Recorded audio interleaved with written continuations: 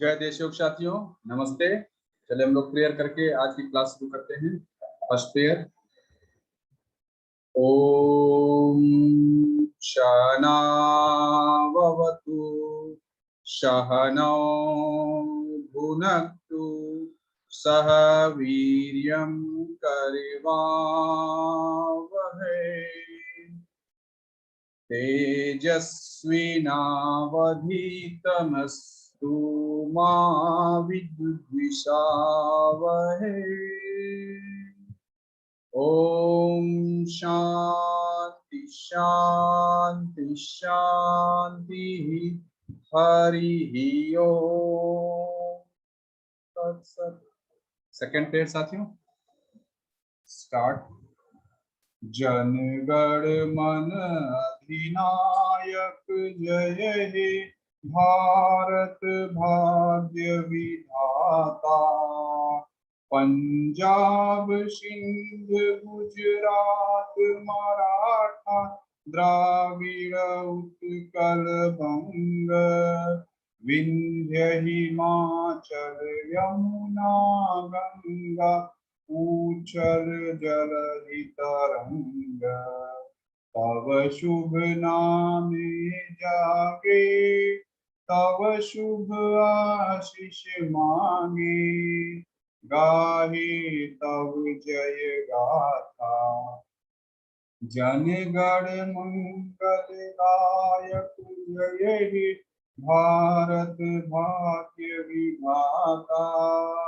जय हे जय हे जय हे जय जय जय जय हे। भारत माता की जय, भारत माता की जय, भारत माता की।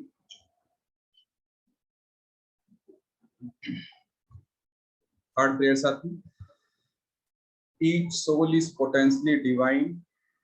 The goal is to manifest this divinity by controlling nature, external and internal. Do this by work or worship or psychic control or knowledge. By one of these or more of these or all of these. Just be free. जय देशयोग साथियों, बहुत बहुत स्वागत है इस class में। और चलिए, आज का जो टॉपिक है मेजर उपनिषद। आज की क्लास उनके लिए इम्पोर्टेंट है जो स्पिरिचुअल टेक्स्ट पढ़ना चाह रहे हैं, समझना चाह रहे हैं इसमें क्या है, उपनिषद के विषय क्या हैं, उनके लिए। और साथियों, जो उपनिषद शब्द है, अगर इसका मतलब देखें, उपनिषद, उप मतलब नजदीक, नी मतलब श्रद्धा पूर्वक और षड मतलब बैठना। गुरु के पास श्रद्धा पूर्वक बैठकर गुरु से ज्ञान लेना, इसको उपनिषद कहते हैं। उपनिषद शब्द का जो मतलब है शाब्दिक अर्थ। एक और मतलब जो उपनिषद का कहीं लिखा, षड मतलब होता है तोड़ना, शमन करना। अज्ञानता के संसार का शमन करने के लिए हमें उपनिषद पढ़ना चाहिए। उपनिषद पढ़ना ही नहीं चाहिए, उपनिषद की बातों को जीवन में उतारें। उपनिषद पढ़ के याद करके तोता बन के जीवन कोई फायदा नहीं है, जब तक उपनिषद की बातों को हम अपने जीवन में नहीं उतारते हैं। अब चलिए साथियों, जो मेजर उपनिषद हैं, इसको जैसे मैं 108 उपनिषद हैं हमारे, ऐसा कहा जाता है। और कितने हैं एग्जैक्ट गिनती नहीं पता, आज भी इस चीज पे कंफ्यूजन है। लेकिन एक हमारा उपनिषद है मुक्तिका उपनिषद। मुक्तिका उपनिषद में ही लिखा हुआ है 108 उपनिषद हैं। उपनिषद को वेदांत भी कहते हैं। ये वेद के आखिरी पार्ट, ज्ञान कांड जिसको कहते हैं। जो लोग वेद के बारे में थोड़ा बहुत जानते होंगे, वेद जो है 4 हिस्सों में बना हुआ है। संहिता, फिर संहिता के बाद ब्राह्मण पोर्शन, आरण्यक, फिर वेदांत या उपनिषद। तो जो उपनिषद जो है वेद का आखिरी पार्ट है, जहाँ समराइजेशन होता है। ठीक है, तो ये जितने 108 उपनिषद जैसे माने कहे जाते हैं, इसमें से 10 उपनिषद ऐसे थे जिसको शंकराचार्य का स्पेलिंग सही कर लेता हूँ। अच्छा, मैं आशा करता हूँ कि आपको ये मेरा वॉइस वीडियो और ये जो टेक्स्ट है मैं थोड़ा बड़ा कर इससे आपको क्लियर। हाँ, अब आपको अच्छा दिख रहा होगा या और थोड़ा बड़ा होगा? ज्यादा होगा।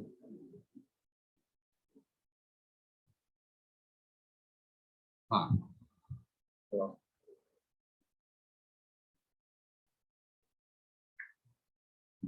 तो मेजर उपनिषद, तो शंकराचार्य जी ने 10 उपनिषद ऐसे थे जिसपे उन्होंने कमेंट्री लिखी। इन्हीं उपनिषद को मेजर उपनिषद कहा जाता है, और उपनिषद में ऐसा कोई डिवीजन नहीं है। क्योंकि शंकराचार्य जी ने इनको महत्वपूर्ण पाया और इन पे कमेंट्री लिखा, इसीलिए इन उपनिषद को मेजर उपनिषद कहते हैं। मेजर उपनिषद कौन कौन से हैं, ये सभी लोग याद रखेंगे तो अच्छा होगा। मतलब ऐसे मैं कैसे याद रखता हूँ वो मैं बता देता हूँ आप लोग, क्योंकि अगर उपनिषद में इंटरेस्ट है सही जो है, तो ये कम से कम मेजर उपनिषद के नाम याद रखने चाहिए। ईश उपनिषद देखो, पहला जो लिखा हुआ बोल्ड में लिखा हुआ है मेजर उपनिषद, ये देखिए 10 उपनिषद। ईश, केन, कट, मुंडक, मांडुक्य, प्रश्न, ऐत्रेय, तैत्रीय, और उसके बाद बृहद आरण्यक, छंदोग्य।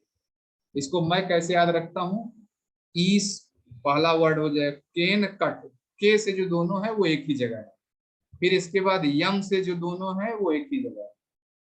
इनफैक्ट ये ऐत्रेय तैत्रीय भी पहले रख लेंगे तो अच्छा होगा। इसको यहाँ रख लेते हैं, सीक्वेंस आता है। हाँ, ठीक है।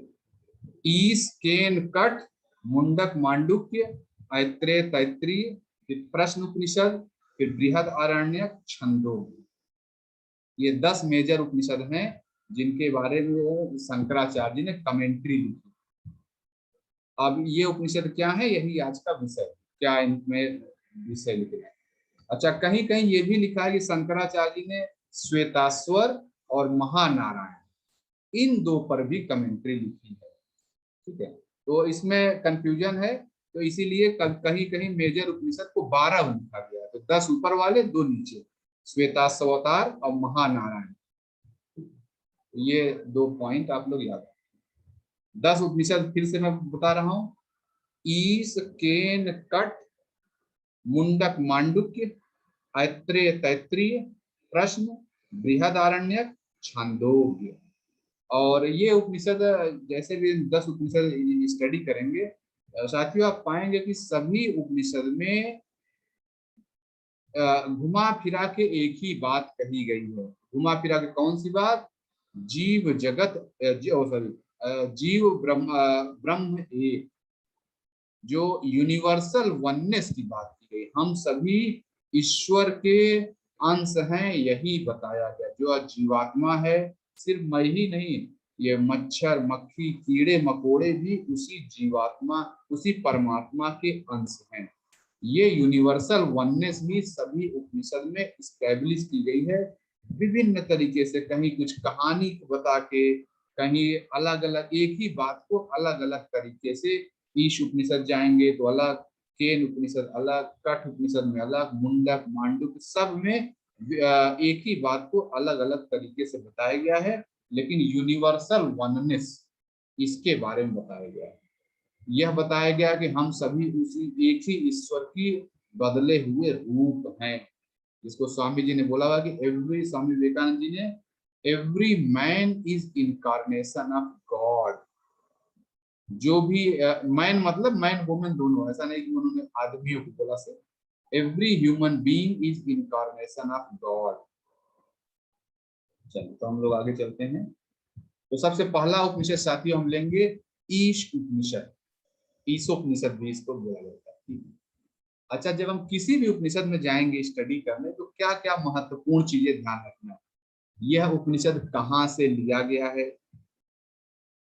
इसका ये नाम क्यों पड़ा, इसमें कितने सूत्र हैं, और इस उपनिषद का मेजर विषय क्या क्या इसमें बताया गया। इतना इंट्रोडक्शन में करने के बाद फिर उस उपनिषद के को हम जो समरी स्टडी करेंगे। उपनिषद तो अपने आप में सब बहुत बड़े होते हैं, एक एक उपनिषद पे आप एक एक जीवन निकाल सकते हैं। और यहाँ हम घंटे 2 घंटे में 10 उपनिषद समझने की कोशिश कर रहे हैं। कम से कम मुख्य रूप से उनके विषय समझ जाएं, क्या उनमें बातें कही गई, यह इस क्लास का उद्देश्य है। चलिए साथियों, तो ईश उपनिषद जो है ये शुक्ल यजुर्वेद शुक्ल यजुर्वेद का 40वां चैप्टर है। वेद आप 4 हैं, हम जानते हैं, ऋग्वेद, यजुर्वेद, सामवेद, अथर्ववेद। और यजुर्वेद 2 हिस्सों में बना है। एक पहला जो पहले बना था कृष्ण यजुर्वेद, बाद में उसमें जो न्यू एडिशन आया वो शुक्ल यजुर्वेद हो गया। तो ईश उपनिषद नए वाले पोर्शन यानी शुक्ल यजुर्वेद से लिया गया और 40वां चैप्टर है उसका। और जो शुरू के 39 चैप्टर है उसमें कर्म कांड, उपासना कांड की बात की गई है। एंड जो 40वां चैप्टर है उसमें ज्ञान कांड बोला जाता है, कर्म कांड एंड उपासना कांड।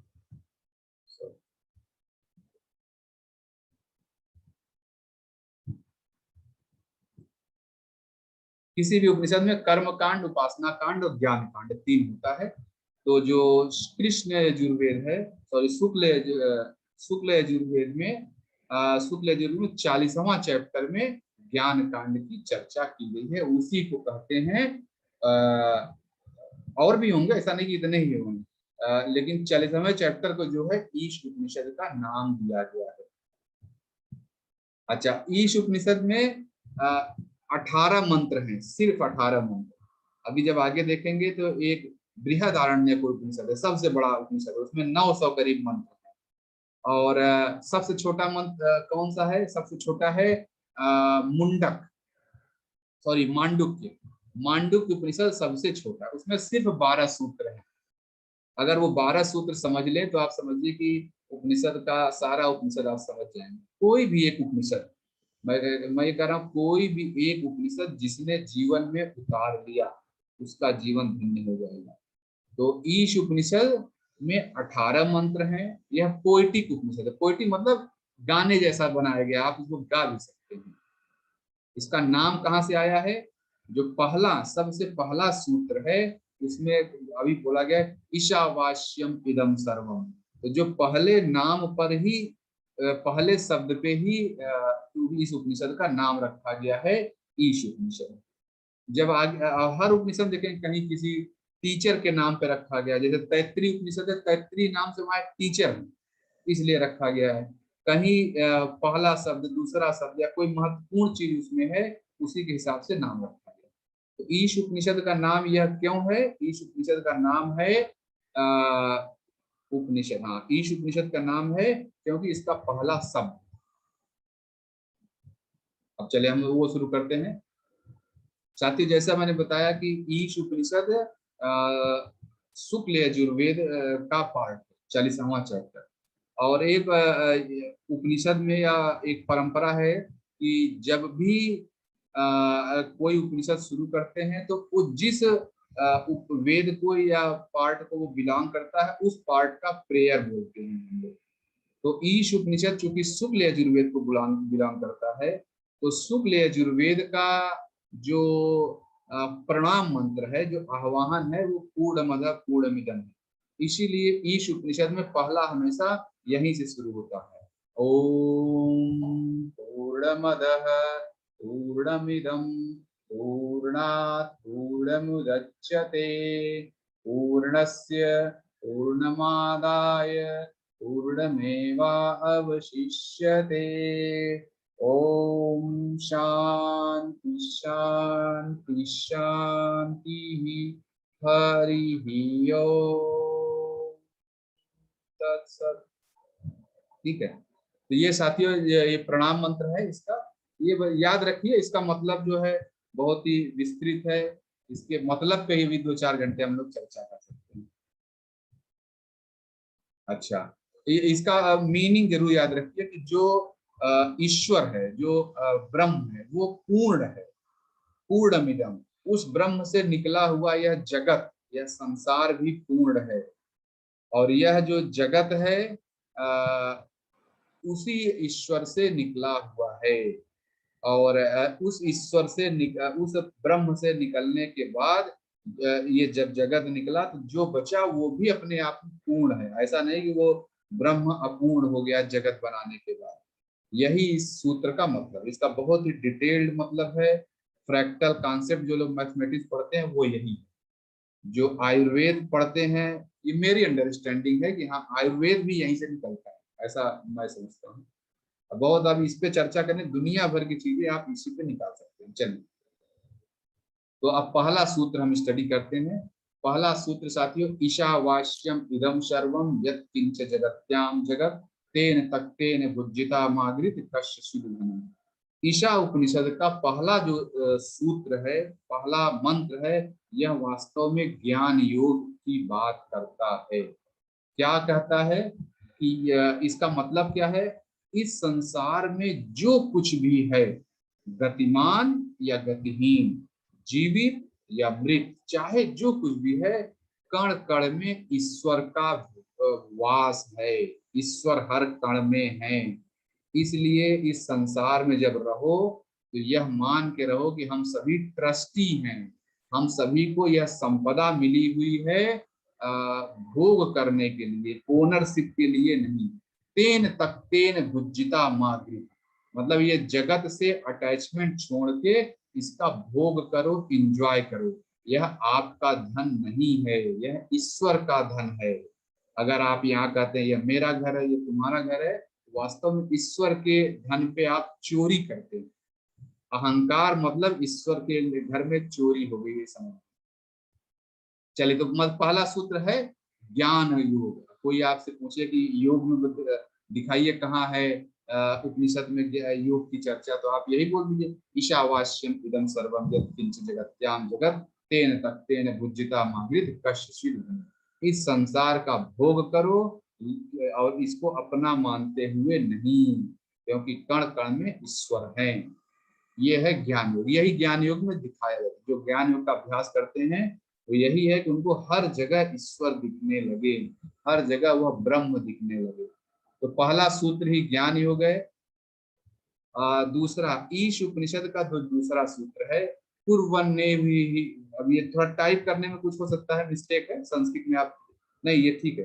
कुर्वन्ने भी कर्माणि जिजीविषेत इच्छिता समा एवं त्वयि न अन्यथो इति अस्ति न कर्म लिप्यते नरो। ईश उपनिषद का जो पहला सूत्र है वो ज्ञान योग दिखाता है, दूसरा सूत्र दिखाता है कर्म योग। हमें काम कैसा करना चाहिए, इसका ये मतलब है, क्या हमें कोई इच्छा नहीं रखनी चाहिए, क्या हमें 100 साल नहीं जीना चाहिए? इसमें कहा गया है कि अगर शास्त्र में जो कर्म लिखे गए हैं, या ऊपर जैसे ज्ञान में, ज्ञान योग में आपने देखा ईशावास्यम इदम सर्वम यत् किंच जगत, पूरे संसार को ईश्वर से भरा हुआ, कण कण में ईश्वर का दर्शन करते हुए अपने संसार के कर्म करो और 100 साल जीने की इच्छा रखो। हे मनुष्य, इसके अतिरिक्त तुम्हारे पास और कोई रास्ता नहीं है। और ये किसी भी धर्म में जाएं तो सब जगह यही है।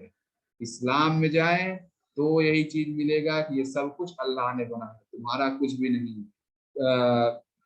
सिख धर्म में जाएं तो वाहे गुरु की खालसा वाहे गुरु की फतह।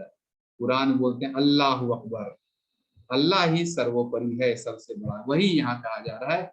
और इसलिए जब सब कुछ ऐसा है तो हमें कर्म करना है, लेकिन ईश्वर, ये मानना है कि ईश्वर के घर में हम सभी लोग कुछ काम कर रहे हैं और 100 साल जीने की इच्छा रखिए, इसमें कोई गलत बात नहीं। कुर्वन्नेव हि कर्माणि जीविषेत इच्छिता समा एवं त्वयि न अन्यथो इति अस्ति न कर्म लिप्यते नरो। यह दो सूत्र बहुत ही इंपॉर्टेंट है, ये दो जरूर याद रखें। ईशा उपनिषद का वर्तमान समय में हम यही दो सूत्र ही मैं समझता हूँ कि मुझे भी याद है, दो सूत्र मुझे याद है। इसके बाद वाले मैं बताऊंगा जरूर, लेकिन मुझे याद नहीं है। तो 18 सूत्र में यह दो सूत्र अगर आपको याद है तो यहीं से आप मुझे ईश उपनिषद कंप्लीट हो जाता है। ज्ञान योग बता दिया गया और कर्म योग बता दिया। इसके बाद कहा जा रहा है कि देखिए जो ट्रांसलेशन है, कर्म करते हुए इस भांति तुम 100 साल जीने की इच्छा रखो और तुम्हारे लिए और कोई मार्ग नहीं है, न कर्म लिप्यते न। और शास्त्र में जो वर्णित कर्म है आप उनको करते हुए आगे बढ़ेंगे तो आप देखेंगे कोई भी कर्म आपको लिप्त नहीं होगा, आप किसी कर्म में लिप्त नहीं, किसी कोई भी कर्म आपके लिए बंधन नहीं रहेगा। अच्छा, फिर आगे इसमें क्या बताया गया साथियों? ठीक है, मैं मोटा मोटा बता रहा हूँ, आपको जितना बताया इतना ही पर्याप्त है। ईश उपनिषद में बहुत सारे लोगों की चर्चा की गई, जो लोग ये सोच के कि ईशावास्यम इदम सर्वम, इस संसार में जो कुछ है ईश्वर से व्याप्त है, जो लोग ऐसा नहीं मानते हैं और जो लोग शास्त्र वर्णित कर्म नहीं करते हैं, इनको ही असुर बोला गया है। और कहा जाता है कि ये यानी जो ईगो वाले लोग हैं, अहंकार वाले लोग हैं, ये लोग पता नहीं कितने जन्मों में कौन कौन से लोक में जन्म होता है, ऐसे घूमते रहते हैं, जन्म मृत्यु का चक्कर ही चलता रहता है। जो सिर्फ पहला सूत्र जान जाएगा, उसके लिए जन्म मृत्यु का चक्र रुक जाएगा। यही असुर लोक के बारे में बताया। फिर नेचर ऑफ ब्रह्म की चर्चा की गई है। ये जो ब्रह्म है, ईशावास्यम, जो ईशा है, ये कैसा है, क्या इसका नेचर क्या है? तो आपने वो सब पढ़ा होगा कहीं ना कहीं, बिनु पद चले सुने बिनु काना, बिना पैर के जो चलता है, बिना कान के जो सुनता है, बिना हाथ, वो बैठा हुआ कुछ नहीं कर रहा है, लेकिन सारी दुनिया के काम भी उसी के कारण हो रहे हैं। यही नेचर ऑफ ब्रह्म है, कि मतलब वो दौड़ता नहीं है लेकिन सारे धावकों को हरा सकता है। यही आगे देखिए लिखा है, वो मन से भी तेज चलता है। ये नेचर ऑफ ब्रह्म एक्चुअली वो सब जगह व्याप्त है। अगर आप दौड़ लगा रहे हैं, आप धावक हैं, मान लीजिए आपने दिल्ली से दौड़ शुरू की, और मान लीजिए कि आप कलकत्ता पहुंच गए दौड़ते हुए, लेकिन जब आपने दौड़ शुरू की, कलकत्ता तो तब भी है, तो ईश्वर तो ऑलरेडी कलकत्ता पहुंचे हुए हैं, क्योंकि कलकत्ता में जो कण है वहां भी ईश्वर है। तो जो ईश्वर का नेचर क्या है, जो दौड़ शुरू होने से पहले ही हर दौड़ को जीत चुका है, ये है ईश्वर। तो ये मैं छोटे से एग्जाम्पल से आपको बताता हूँ। जब आप दिल्ली से दौड़ना शुरू करेंगे, उस समय ईश्वर कलकत्ता में पहले पहुंच चुके हैं, तो आपके शुरू करने से पहले ही वो जीत चुके हैं। तो यही है, मन से भी तेज चले, सभी कर्म को करने वाले हैं, गतिशील है, और यह स्थिर भी है, दूर भी। यानी ये गतिशील भी है, स्थिर भी है, दूर भी है, पास भी है, सारे जितने भी हैं, वो जीता भी है, मतलब जीतता भी है, हारता भी है। अगर दौड़ होगी तो कुछ उसमें कुछ लोग जीतेंगे, कुछ लोग हारेंगे। जो जीत गए उनके, वो भी ईश्वर है, क्योंकि ईश्वर तो उनके अंदर, जो हार गए वो भी उनके अंदर है। यानी जो सारे द्वंद्वों से परे हो जाए, सभी उसके ही गुण हैं, ये ईश्वर का स्वभाव है। अच्छा, फिर कहा जाता है कि जो इनलाइटेंड है, उसको कैसे पहचानेंगे कि यह व्यक्ति इनलाइटेंड है? जो व्यक्ति स्वयं सभी जीवों में ईश्वर का दर्शन करने लगे, अपने अंदर भी करे, ऐसा नहीं कि सब में करेगा, अपने अंदर नहीं करेगा, अपने अंदर भी करे, सभी जीवों में करे, सभी जीवों में खुद को देखे, और क्या कहते हैं, खुद के अंदर सभी जीवों को देखे। ऐसा ही इनलाइटेंड व्यक्ति का नेचर होता है। इनलाइटेंड व्यक्ति किसी से द्वेष नहीं रखता, सभी के सुख की कामना करता रहता है। उसको कोई शोक ही नहीं रहा, कोई उसको दुख आएगा ही नहीं, क्योंकि वो सब जगह ईश्वर को दर्शन कर रहा है। जीवित व्यक्ति में, मृत व्यक्ति में, कैसा भी व्यक्ति में, तो जब तक वो मान लीजिए जीवित है सामने वाला व्यक्ति, तो भी ईश्वर देख रहा है। अगर वो व्यक्ति मृत हो गया तो उसमें ईश्वर ही देख रहा है, उसके लिए तो कुछ मृत्यु हुई नहीं। इनलाइटेंड व्यक्ति के लिए कोई मृत्यु होती नहीं। सामने वाला व्यक्ति, घर परिवार में कोई मृत हो गया तो ईश्वर ही तो है, अभी भी, पहले भी ईश्वर था, अभी भी ईश्वर है। तो इसीलिए जो इनलाइटेंड व्यक्ति होता है, सभी जगह ईश्वर का दर्शन करता है, और कहीं पर भी उसको मोह क्या दुख नहीं होता। ठीक है, ये ऐसे बहुत सारे, ये आप पढ़ सकते हैं 18 सूत्र। मैं तेजी से आगे जा रहा हूँ, इतना आप ज्यादा, चूंकि हमें समरी स्टडी करनी है। अच्छा, इसमें ईश उपनिषद में एक और महत्वपूर्ण चर्चा आती है, संभूति और असंभूति का। संभूति का मतलब होता है बनना। जैसे आप गेहूं से उसको आटा पीसते हैं चक्की में, फिर उसमें पानी डाल के गूंथते हैं, फिर उससे रोटी बना लेते हैं। ये हुई, इसको कहेंगे संभूति, यानी रोटी है संभूति, और जो गेहूं है वो असंभूति। दोनों है तो एक ही पदार्थ, लेकिन रोटी संभूति हो गई, और क्या कहते हैं, गेहूं हो गया असंभूति। तो इसमें यही कहा जा रहा है आगे चल के कि हमें क्या करना चाहिए, हमें किसकी उपासना करनी चाहिए। इसमें ये समझाने, सॉरी, इसमें यही कहा जा रहा है कि संभूति और असंभूति, चाहे इनका जितना भी अभ्यास करें, जितना भी आप ज्ञान ले लें, आप अंधकार में ही जाएंगे। अगर आपको जब तक ये संभूति असंभूति का डिफरेंस मौजूद है, आपको हर जगह ईश्वर दर्शन नहीं हो रहा है, तब तक आप अंधेरे में जाएंगे। यानी ऐसी विद्या का कोई लाभ नहीं है। हम लोग फिजिक्स, केमिस्ट्री, मैथमेटिक्स, हिंदी पढ़ के ये सब संभूति ज्ञान हमें देते हैं। तो जबकि अगर आप उसी में, उसी फिजिक्स में, उसी केमिस्ट्री में, उसी हिंदी में आप देखें ये ईश्वर का रूप है, तो उसी क्षण आप मुक्त हो जाते हैं। तो संभूति असंभूति यही है। संभूति मतलब जिसका व्यक्त है, निर्माण हुआ है। असंभूति मतलब अनमैनिफेस्टेड। तो प्रकृति चाहे मैनिफेस्टेड चाहे अनमैनिफेस्टेड, दोनों का ही अध्ययन आपको गहन अंधकार में ले जाता है। देखिए यहाँ लिखा है, गहन अंधकार में जाते हैं व्यक्त के उपासक, उससे भी गहन अंधकार में जाते हैं अव्यक्त के उपासक। बस अगर ये संभूति असंभूति आप समझ गए, ईश उपनिषद आप समझ गए, यही ईश उपनिषद में है। बस इतना ही है। अच्छा, अब चले हम लोग दूसरे उपनिषद पे आते हैं। दूसरा उपनिषद है साथियों हमारा बृहद आरण्यक। बृहद आरण्यक भी यहाँ इस सीक्वेंस में रखा गया। मेजर उपनिषद मैंने आपको बताया ईश, केन, कट, मुंडक, मांडुक, ऐत्रेय, तैत्रीय, प्रश्न, छंदोग्य और बृहद आरण्यक, ऐसे बताया सीक्वेंस। सॉरी, पहले बृहद आरण्यक फिर छंदोग्य।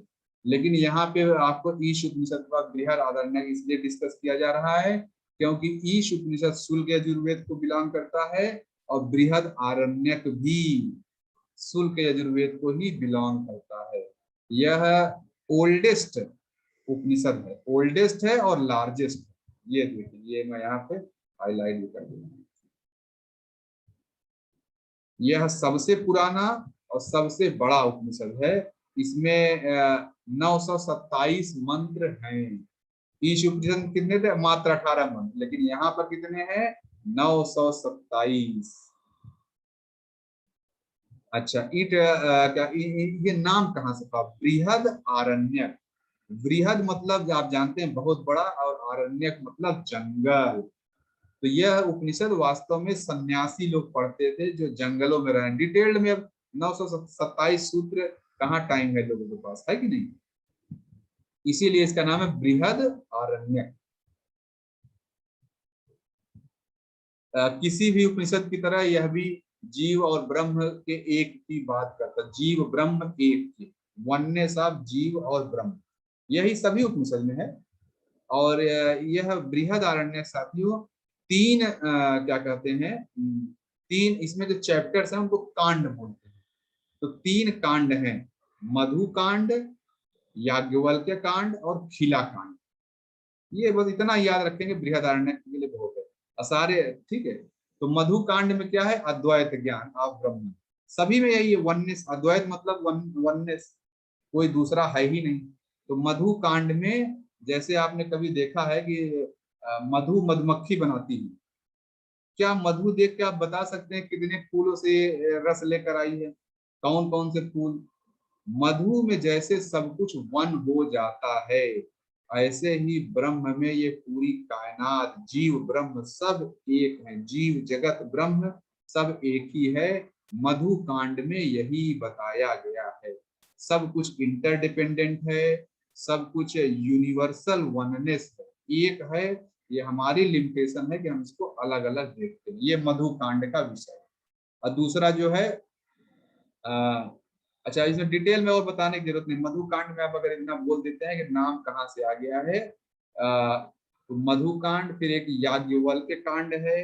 लॉजिकल साउंडनेस, लॉजिकली बताया गया है। ये देखिए, लॉजिकल साउंडनेस, लॉजिकली यह बताया गया है कि ब्रह्म कैसे बना, जो लोग बहुत तर्क करते हैं उनके लिए। और फिर इसके बाद एक खिला कांड है, अपेंडिक्स है, टॉक्स ऑफ उपासना टेक्निक, कैसे हम उपासना इत्यादि करेंगे। तो पहले में आप मधु के बारे में बता दिया गया, दूसरे में लॉजिकली और तीसरे में खिला कांड। बस इतना ही जरूरी है बृहद आरण्यक को जानने मतलब समझने के लिए। बृहद आरण्यक अगर इतना समझ रहे हैं तो पर्याप्त। ओल्डेस्ट है, लार्जेस्ट है, नाम कहाँ से आया ये समझ गए, शुल्क यजुर्वेद का है। इसका भी प्रार्थना मंत्र वही होगा जो ईश उपनिषद का है। मैंने बताया कि प्रेयर जो है, जो प्रार्थना मंत्र है वो किस वेद से बिलोंग करता है, उससे। तो शुक्ल यजुर्वेद का प्रार्थना मंत्र है ओम पूर्णमदः पूर्णमिदं, वही इसका भी होगा। 3 कांड हो गए, मधु कांड, याज्ञवल्क्य कांड, खिला कांड। तो देखिए यहाँ से बृहदारण्यक साथियों कंप्लीट होगा। आप शुरू करते हैं कठ उपनिषद। कठ उपनिषद बड़ा ही महत्वपूर्ण उपनिषद है।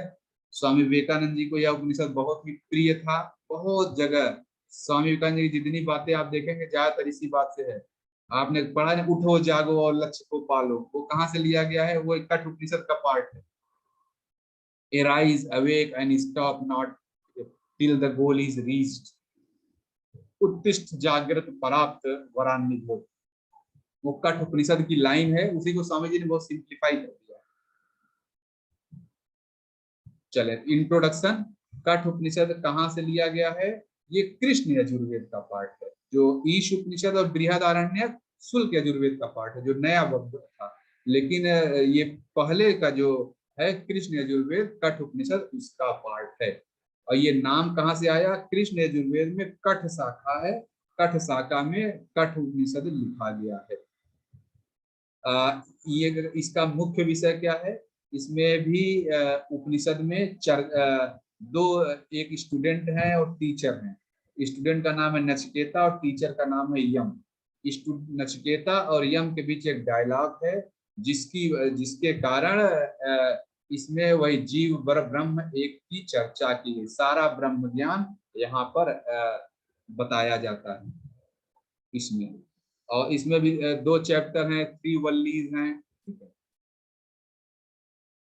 तो अच्छा, नचिकेता कौन है? ये अक्सर आपसे कोई पूछ भी सकता है, नचिकेता कौन है? नचिकेता के बारे में मैं बताने से, नचिकेता एक 8 से 10 साल का छोटा सा बच्चा है। अच्छा, अक्सर जो है कभी कभी नचिकेता के पिताजी कौन है? अगर आप शास्त्र पढ़ेंगे तो कहीं कहीं वाजस्रवा लिखा है, कहीं कहीं उद्दालक लिखा है। ठीक है, तो दोनों ही सही है। ये तो कौन कोई जानता नहीं, कोई कुछ लिख रहा है, लेकिन जो जहां से मैंने रेफरेंस लिया है वहां से लिखा गया है कि वाजस्रवा गौतम वंश के ऋषि थे। उनके पुत्र का नाम था अरुण, और उनके भी पुत्र का नाम था उद्दालक, और उद्दालक के जो है जो पुत्र का नाम था नचिकेता। ठीक है, तो कहीं को वाजस्रवा कोई बोलता है तो आप उसको गलत मत मानिए, वो भी लिखा हुआ है कहीं। ठीक है, तो वाजस्रवा गौतम वंश के थे। वाजस्रवा के हुए बेटे हुए अरुण, अरुण के बेटे उद्दालक, और उद्दालक के बेटे हैं नचिकेता। 8-10 साल का छोटा सा बच्चा है। और जो यम है वो यमराज जिनको कहते हैं ना, मृत्यु के देवता, इनके बीच, तो नचिकेता और मृत्यु के देवता के बीच डायलॉग है। अच्छा, जैसे कृष्ण शुक्ल यजुर्वेद का प्रार्थना मंत्र है ओम पूर्णमदः पूर्णमिदं। इसका क्या कहते हैं, शुक्ल यजुर्वेद का है पूर्णमदं पूर्णमिदं। कृष्ण यजुर्वेद का है ओम सहना भवतु सहनौ भुनक्तु सह वीर्यं करवावहै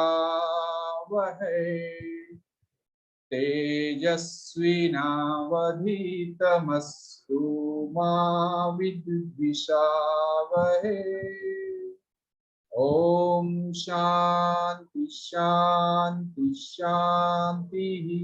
हरि ओम तत्सत। ये साथियों ईश उपनिषद का प्रार्थना मंत्र है, सॉरी कठ उपनिषद का। और तैत्तिरीय उपनिषद पढ़ेंगे तो वहां पर भी है ये। क्यों? क्योंकि तैत्तिरीय उपनिषद भी कृष्ण यजुर्वेद को बिलोंग करता है, इसीलिए वहां पर। तो अक्सर कुछ लोग कहते हैं कि ये सहनावत कहाँ से लिया गया है, क्या कहते हैं कठ उपनिषद से है, कोई कहेगा तैत्तिरीय है। दोनों ही सही है, क्योंकि ये लिया, इसका मेन तो कृष्ण यजुर्वेद से लिंक है।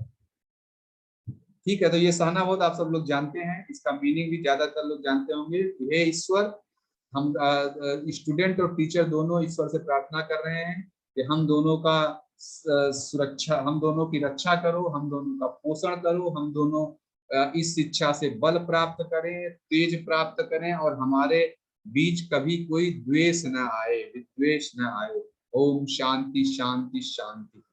अच्छा, ये 2 बार लिखा गया है, मैं ओम शांति, ओम पीस पीस पीस, हमारे 3 तरह के दुखों का नाश हो। हे परमात्मा, ये मैंने बता दिया इसका मीनिंग। साथ साथ रक्षा करे, पोषण करे, और शक्ति प्राप्त करें, विद्या तेजोमयी हो। अच्छा, नचिकेता जो कैरेक्टर है, इससे हमें शिक्षा क्या मिलती है? नचिकेता कैरेक्टर क्यों इतना महत्वपूर्ण है? नचिकेता की अभी हम नचिकेता की कहानी आप लोग जानते होंगे। नचिकेता एक छोटा सा बच्चा था, और जो ये है क्या नाम है, इनके पिताजी उद्दालक जी, इन्होंने एक यज्ञ किया। यज्ञ में सभी चीजें दान करनी थी, और वो बूढ़ी गाय दान कर रहे थे। नचिकेता ने जाके टोका, पापा ऐसे मत करो, पिताजी ऐसे मत करें, ऐसे नचिकेता जी बोले। बार बार बोल रहे थे, तो पिताजी गुस्से में बोले, जाओ मैं तुम्हें भी दान कर देता हूँ, तुम मृत्यु के पास जाओ, क्योंकि अगर मैं गलत कर रहा हूँ तो ऐसे सही हो जाएगा। ऐसा बहुत छोटे में एक कहानी आपको बता रहा हूँ। तो फिर नचिकेता यमराज के पास चले जाते हैं। यमराज जी बड़े प्रसन्न होते हैं, इतना अच्छा बच्चा, इतना ज्ञानी बच्चा, जिज्ञासु व्यक्ति बच्चा आया है। तो नचिकेता जी को यमराज जी 3 वरदान देते हैं। फिर यही पूरे नचिकेता पूरी कहानी है। तो नचिकेता की कहानी से हमें क्या शिक्षा मिलती है, देखें, यह महत्वपूर्ण है। इसीलिए स्वामी जी कहते थे कि हमें इस देश में नचिकेता जैसे बच्चे होने चाहिए। 100 बच्चे जिस दिन इस देश में नचिकेता जैसे बन जाएंगे, यह देश बहुत आगे चला जाएगा। अपने देश, स्वामी जी भारत को बिलोंग करते, भारत की बात करते थे। अब यही स्वामी जी मतलब कोई अमेरिका में कठोपनिषद पढ़ेगा तो वो अमेरिका की बात करेगा, अपने अपने देश की बात करेंगे। 100 व्यक्ति भी मिल जाए, तो स्वामी जी कहते थे अगर मुझे 100 नचिकेता जैसे लोग मिल जाए तो मैं पूरी धरती को बदल सकता हूँ। ऐसा स्वामी जी का क्लेम था। चले तो हम आगे चलते हैं। नचिकेता कैरेक्टर से हमें क्या शिक्षा मिलती है? Non deviating faith. सबसे पहले तो हमें शास्त्रों पर श्रद्धा रखनी चाहिए। नचिकेता ने समझा कि जो है शास्त्र में लिखा है कि अगर आपने अच्छा दान किया तो आपको बेनिफिट मिलेगा, नहीं तो पिताजी गलत दान किया, इसीलिए टोका, क्योंकि शास्त्र में लिखा हुआ है। तो डिटेल में आप पढ़ेंगे बहुत कुछ है, मैं बहुत समराइज करके बता रहा हूँ। Non deviating faith on shastras, scripture पे विश्वास रखो, हर परिस्थिति में सत्य का पालन करो।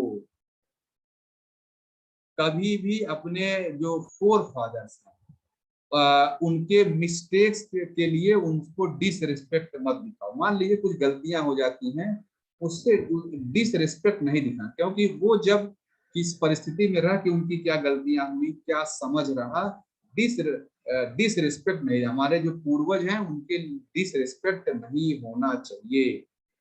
Without showing disrespect towards our forefather mistake, अच्छा, rectify for their mistake, I act to rectify them.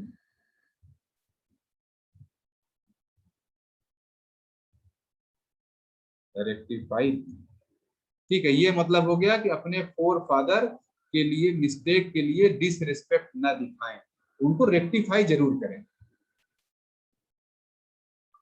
और हमेशा अपने जो है बड़े बुजुर्गों के प्रसन्नता के लिए कार्य करें।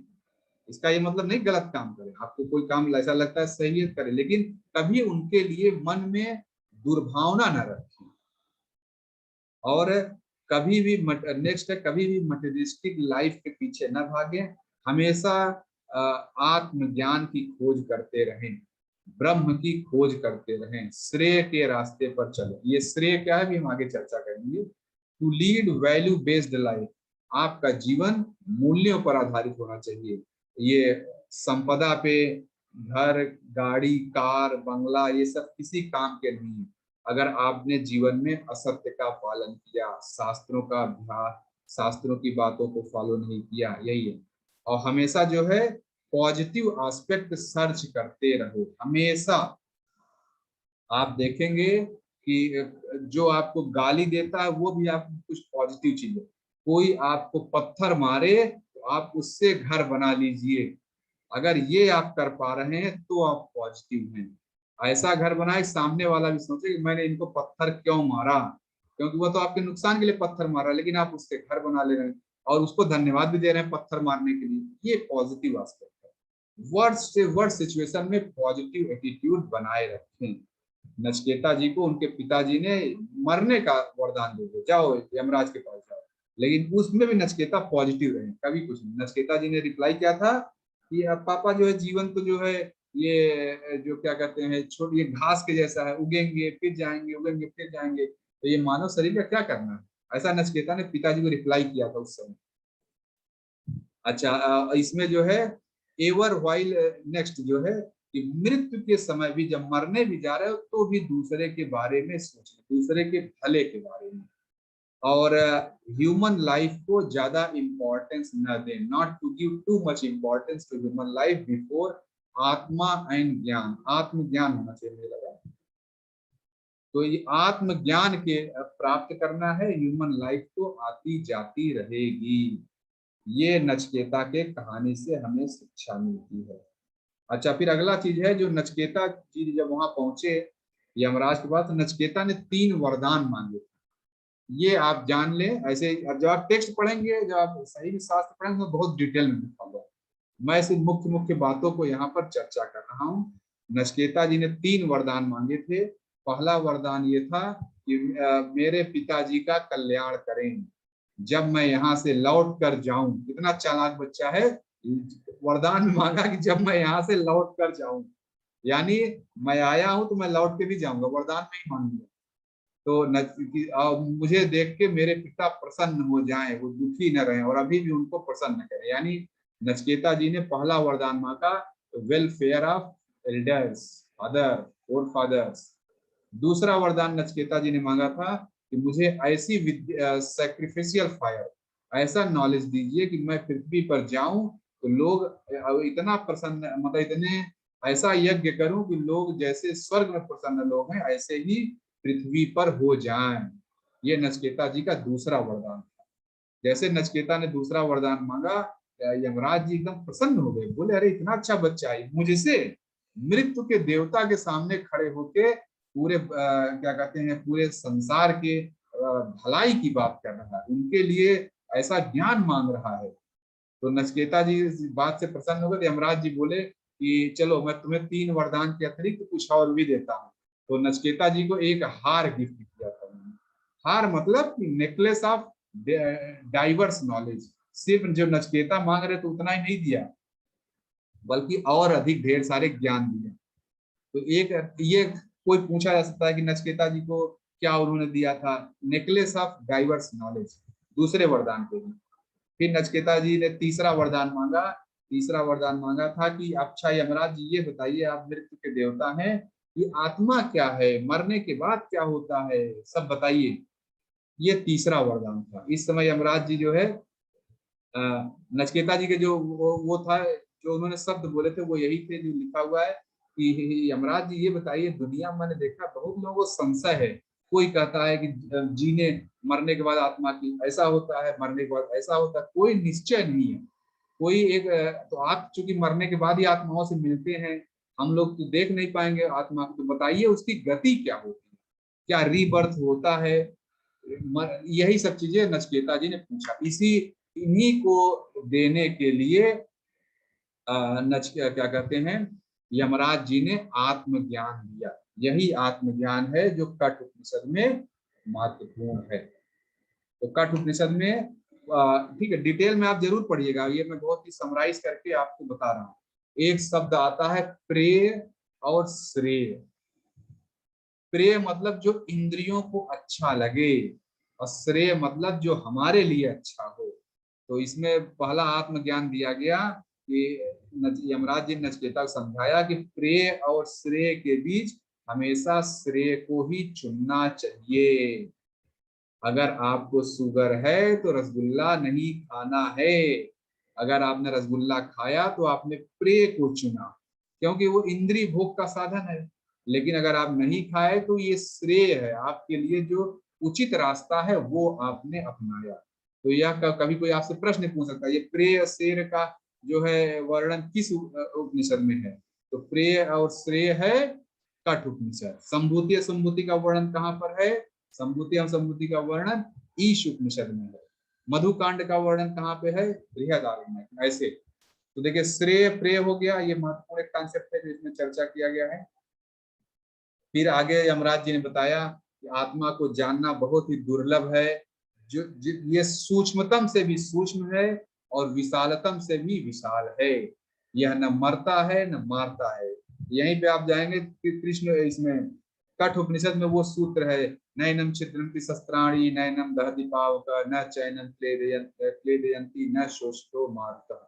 ठीक है, तो न शोषिता मारता जो भी है। तो इसमें आत्मा के बारे में बताया गया है। फिर अगला इन्होंने ज्ञान दिया कि उस ब्रह्म को, अंतिम तत्व को, आत्मा तक पहुंचने का मार्ग है ओम। ओमकार का जाप करो, उसी से ही सब कुछ होगा। ठीक है। फिर इसके बाद जो है ये लाइन आ गई, उत्तिष्ठ जागृत पराप्त वरान्य भोग। फिर वहां पर इसी लाइन को जो स्वामी विवेकानंद जी ने दिया है कि arise awake stop not till the goal is reached, यहाँ पर बोला गया है। जो मैं हिंदी में लिखा हूँ लेकिन संस्कृत में जो सूत्र है वो है उत्तिष्ठ जागृत पराप्त वरान्निभोत क्षुरस्य धारा दूषिता निरत्रा। फिर उसके लास्ट वाला आयते कवियो वदंती, शायद ऐसा है। तो मतलब कि हे मनुष्यों उठो और आत्मज्ञान की तरफ बढ़ो, और आत्मज्ञान के रास्ते पे चलना आसान है, छुरी पर चलने जैसा है। दूरस्य धारा, दुरत्या, शायद शब्द भूल रहा हूँ, उसमें है कि छुरी के जैसे, तलवार की नोक पे चलने जैसा तीक्ष्ण और दुर्गम रास्ता है आत्मज्ञान का, लेकिन जाओ और लक्ष्य तक प्राप्त करो। फिर उसमें एक सूत्र आता है, ह्यूमन बॉडी का नेचर बताया गया है। ह्यूमन बॉडी के में ये जो ह्यूमन बॉडी एक रथ की तरह है। आत्मनम रथनम विद्धि सरूर शरीरम रथमेव तो। ठीक है, ये सूत्र है, ये आप देख सकते हैं। तो ह्यूमन बॉडी में कहा गया है कि जो आत्मा है, पहले ह्यूमन बॉडी को रथ बोला गया, और रथ के पे यात्रा कौन कर रहा है? आत्मा। यानी हमारा शरीर की जो आत्मा है इस शरीर पर यात्रा कर रही है। और जो उसका चैरिएटर कौन है, मतलब उसका सारथी कौन है? बुद्धि।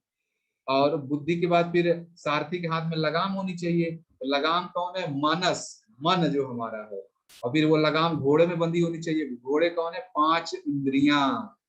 यही नेचर ऑफ बॉडी एक मॉडल बताया गया है, चैरियट, चैरिएटर, और फिर ये रेन जो लगाम है, और फिर घोड़े, और फिर कौन उस पर यात्रा कर रहा है। फिर इतना बताने के बाद यमराज जी ने बताया सेंसेस का नेचर क्या है, जो इंद्रियां हैं इनका नेचर क्या है। ये सूत्र है, परांचिखान व्यत्रिणेत स्वयंभू कश्चित धीरा प्रत्यागमनात् अमृत तत्वे मैं शायद अमृत तत्वे आवृत चक्षु, वो आप देख लीजिएगा, हो सकता है मैं लास्ट वाला शब्द भूल रहा हूँ, लेकिन शुरू का है परांचिखान व्यत्रिणेत स्वयंभू। यह इंद्रियों का जो नेचर है, जो 5 घोड़े हैं, जो हमारे आंख, नाक, कान, जिह्वा जो स्वाद लेती है, और स्किन, यह हमेशा हमें बाहर की तरफ ले जाते हैं। अंदर इनका स्वभाव ही बाहर की तरफ ले जाने वाला बनाया गया है। लेकिन कोई विरला ही ऐसा होता है जो इन इंद्रियों को अंदर की तरफ मोड़कर अमृत तत्व का दर्शन करता है, अंतरात्मा को देखता है। तो जो योग के, आप लोग भी योग के रास्ते पर हैं, तो आप यही विरले लोग हैं, इंद्रियों को छोड़ के। आखिर इस समय आप लोग क्लास में हैं, अगर ये अटेंड कर रहे हैं तो इंद्रियों के विषय को छोड़ करके ध्यान से सुन रहे हैं। यह आप कह सकते हैं कि हाँ, उस रास्ते पर आप लोग हैं। ये भी नहीं कहेंगे कि आप कश्चित धीरा सही में आप लोग हैं, क्यों? ठीक है। तो नेचर ऑफ सेंसेस बता दिया। फिर इसके बाद बताया गया कि आत्मा का क्या नेचर है।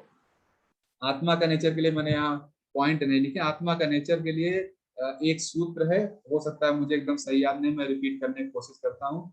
न जायते म्रियते वा कदाचित् नायं भूत्वा भविता न भुव अजो नित्य शाश्वत अयं पुराण न्यहन्यते हन्यमाने शरीरे। ये एक सूत्र है। दूसरा सूत्र वो जो मैंने अभी बताया, नैनम छिद्रन्ति शस्त्राणि नैनम दहति पावक न चैनम क्लेदयन्ति न शोषितो मारुतः। यह आत्मा का स्वभाव बताया गया है। यह आत्मा अजर और अमर है, शाश्वत है, सनातन है। न इससे कुछ पैदा हो रहा है, न यह मरता है, न यह किसी को पैदा कर रहा है। यह हमारे इंद्रियों की लिमिटेशन है कि हमें दिखता है कि हमने बर्थ ले लिया, हमने ये ले लिया, वो मर गए। ये हमारे इंद्रियों की लिमिटेशन है। नहीं तो एक गहर एक समुद्र जैसा है। आत्मा एक यूनिफॉर्मली स्टेबल सत्ता का नाम है। तो देखिए साथियों, रथ कैसे आत्मज्ञान मूल्य दिया कि पहले बताया जो है, यमराज जी ने बताया कि भाई प्रेय और श्रेय में से श्रेय को चुनो। फिर शरीर का नेचर बताया, फिर जो उसमें इंद्रियों का नेचर बताया, फिर आत्मा का नेचर बताया, फिर लास्ट में बताया कि भाई योग अभ्यास करो। ये कठ उपनिषद में योग की परिभाषा है। ताम योगमति मन्यते स्थिराम इंद्रिया धारणा नाम अप्रमस्तदा भवति योगो ही। अब ये संस्कृत में टाइप करने में कुछ हुआ है, ये एग्जैक्ट वो लिखे यहाँ सही नहीं। ठीक है, ये शब्द देख लीजिएगा, मुझे याद नहीं है अभी लास्ट वाला जाने, लेकिन ये सही नहीं है, इतना मैं जान। इंद्रियों वही इंद्रिय की स्थिर धारणा करना। इंद्रियां चूंकि परांचिखाने व्यक्ति तो स्वयं को बाहर जाने के लिए बनी हुई है, हमें इनको अंदर की तरफ मोड़ना है और लगातार दृढ़ निश्चय करके अभ्यास करना है। नहीं तो योग तो उदय अस्त आप 1 घंटे मेडिटेशन करते फिर ध्यान नहीं लगता, तो बार बार अभ्यास करना है। यही चीज नचिकेता को यमराज जी ने बताई थी। इसी को ब्रह्म विद्या कहते हैं। तो हमने साथियों आज ईश उपनिषद, बृहदारण्यक उपनिषद और बृहदारण्यक के बाद कठ उपनिषद, 3 उपनिषद देखें। एक बार मैं देख लेता हूँ। हाँ, 3 उपनिषद देखे।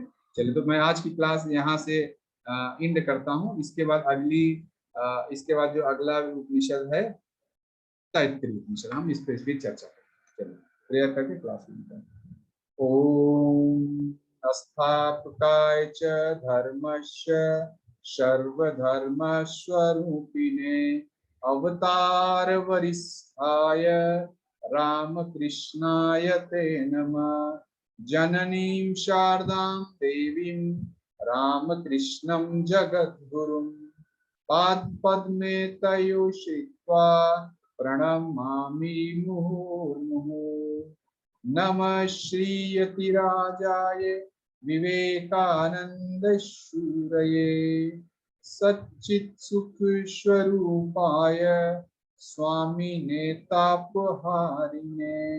ओम शांति शांति शांति।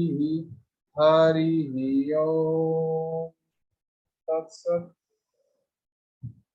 श्री राम कृष्णाय अर्पणमस्तु। बहुत बहुत धन्यवाद साथियों इस क्लास में आने के लिए, और मैं ईश्वर से प्रार्थना करता हूँ कि आप सभी को सात्विक संपदा की प्राप्ति हो। जय देश हो। मैं क्लास को एंड करता हूं।